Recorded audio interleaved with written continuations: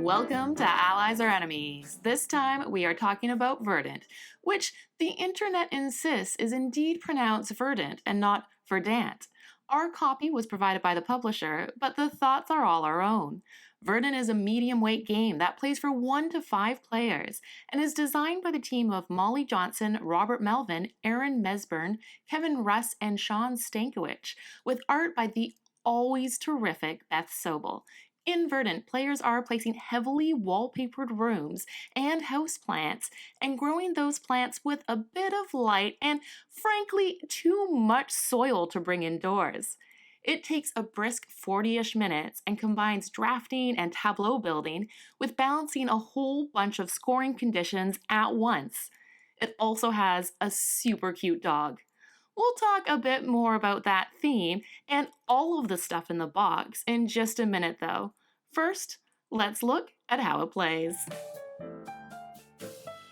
Players start with 1 room card and 1 plant card placed next to each other, and then each turn you draft either 1 more room or 1 more plant, and you add it to your tableau orthogonally touching at least one of the opposite kind of card. If the kind of light on the side of the room matches the light the adjacent plant wants, it gains a verdancy. As you draft, you will also take the tile above or below your chosen card. If it's an item, you can add it to a room. If it's a nurture token, aka gardening tool, you can use it to add verdancy to your plants. If you have room in your storage, you can just hang on to it. Then you refill the market and the next player drafts. If ever a plant meets its verdancy goal, which mostly happens through light matches, nurture items, and green thumbs, it gets put in a pot. This continues until players have drafted a total of 15 cards and placed them in 3 rows of 5. Then you add up points on plants you potted, points from the pots themselves, points from sets of different items, points from rooms matching the color of adjacent plants, and if you're playing the advanced game, also points from 3 shared gold cards, and the greatest gardener is named. Flatout Games tend to put out some nice looking games, and for the most part, Verdant continues that trend.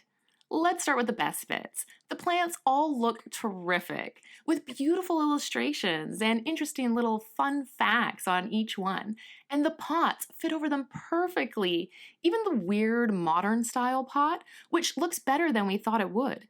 Also, the verdancy tokens are really nice, as is the lovely cloth bag that hold the item tokens.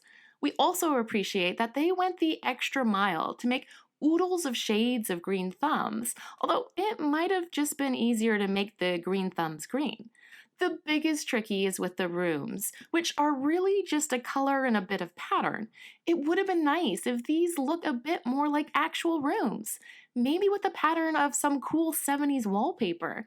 They do their job fine, and there is a hint of that wallpaper feel, but it just feels like a bit of a missed opportunity.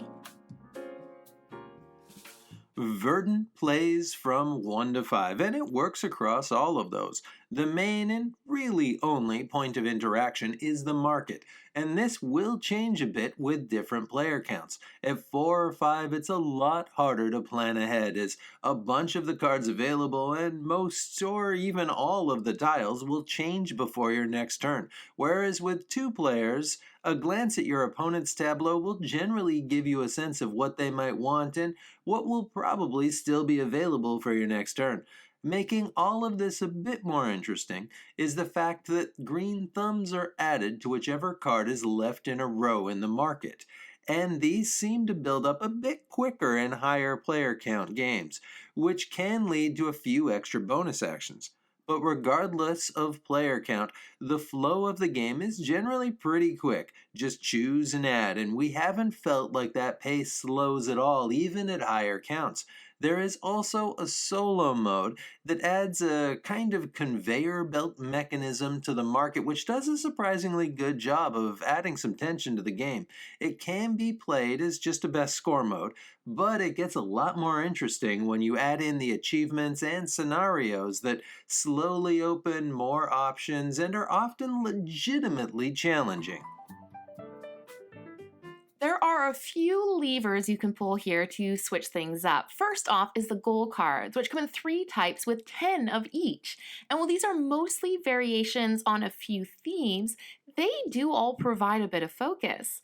Also, like the solo game, there is a page of achievements that players can gun for in the multiplayer game. And more interestingly, a section of rules modification suggestions that change the game in some fun and weird ways.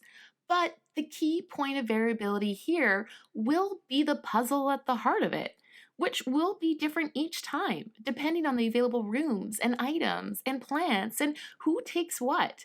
But how replayable that is will, of course, depend on how much you connect with the puzzle to begin with.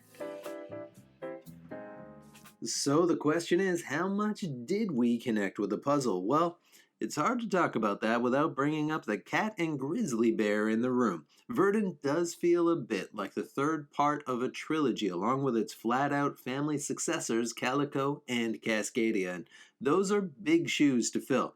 In terms of game weight, it falls right in the middle of the two. It's not as brain-bustingly tricky as Calico, but it's a little bit thinkier than Cascadia. In terms of production, it's pretty much right in line, which is a compliment. Where it perhaps trails a bit is in theme. It might be the mono-colored rooms or just the fact that we are both horrible, murderous plant owners, but Verdant didn't quite have that same connection for us.